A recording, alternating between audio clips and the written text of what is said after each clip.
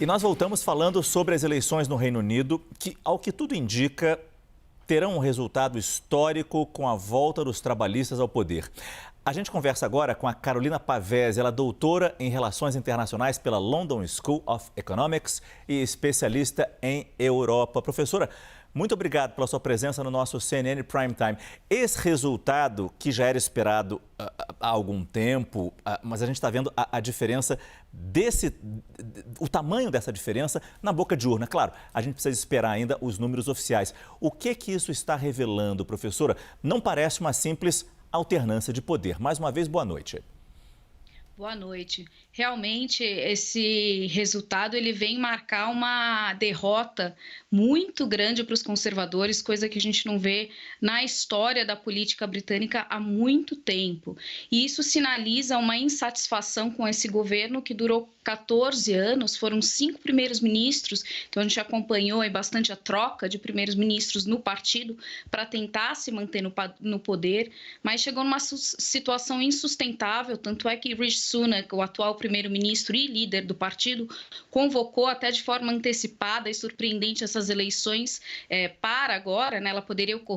Ele poderia convocar a eleição até o final do ano, ele tentou antecipar, alguns dizem que foi justamente para evitar um vexame maior ou para tentar maximizar um pouco as suas chances de conseguir emplacar um número maior de deputados no parlamento e aí, consequentemente, nomear o primeiro-ministro. Mas realmente vai marcar a história do Partido Conservador essas eleições de hoje. Professora, no começo dessa edição do CNN Prime Time, nosso correspondente lá em Londres, ele nos deu um número inicial. Já tinham sido apurados votos suficientes para garantir 3 cadeiras, as primeiras 3 cadeiras no parlamento para o Partido Trabalhista. Houve uma evolução agora nessa apuração e agora são 5 assentos definidos. Os 5 para os trabalhistas. O que a gente pode esperar de fato de mudança no Reino Unido se de novo vier a se consolidar essa vitória tão esmagadora dos trabalhistas em cima dos conservadores? Mudanças nas ações contra a imigração, algum tipo de reforço no NHS, o Sistema Público de Saúde? Para ir no extremo, um retorno à União Europeia? Não, isso seria demais, né?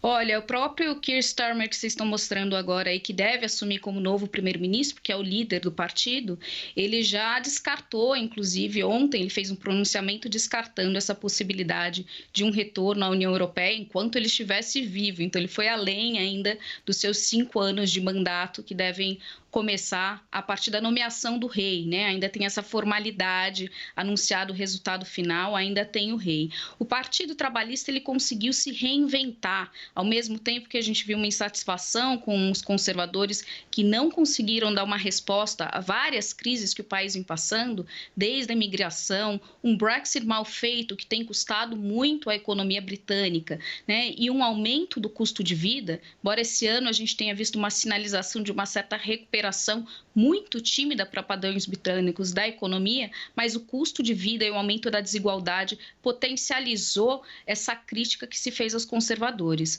Os trabalhistas, por outro lado, mudaram de liderança, então Starmer está no poder desde 2022 e agora 23, e agora ele vem com uma linha mais centro, então é um partido trabalhista um pouco reinventado, mais moderado e que vai tentar aumentar novamente os gastos sociais, então ele vem com essa disposição. Você mencionou a questão do NHS, entre os principais problemas apontados pelos britânicos na pesquisa mais recente divulgada pelo YouGov, 52% apontam as questões econômicas e 50% o NHS, que é o SUS do Reino Unido e que foi criado, inclusive, pelos trabalhistas lá no início da década de 40, né? Então, é uma criação deles e que vem enfrentando uma grande crise. Então, esses serviços públicos vêm sofrendo uma grande crise e essa questão do custo de vida são pontos centrais da agenda dos trabalhistas, além de rever a política de imigração. Essa também é uma agenda forte do Sunak, que não conseguiu, apesar de um discurso bem criticado, inclusive por Corte de Direitos Humanos da Europa, né, projetos de fechar bem as fronteiras, ele não conseguiu conter a questão da imigração e os trabalhistas vêm agora com uma proposta talvez mais inclusiva desses migrantes, até porque no Reino Unido há uma falta de força de trabalho para trabalhos não altamente qualificados, que geralmente os migrantes ocupavam, e os migrantes europeus, né? Com o Brexit, essas pessoas tiveram que sair. Então, algumas crises aí que os trabalhistas vêm tentar entregar, mas em 5 anos é pouco para resolver todo esse problema, né? A gente continua acompanhando a apuração desta noite. Eu já agradeço a Carolina Pavese, doutora em Relações Internacionais pela London School of Economics e especialista em Europa. Professora, muito obrigado pela sua entrevista. Boa noite. Boa noite.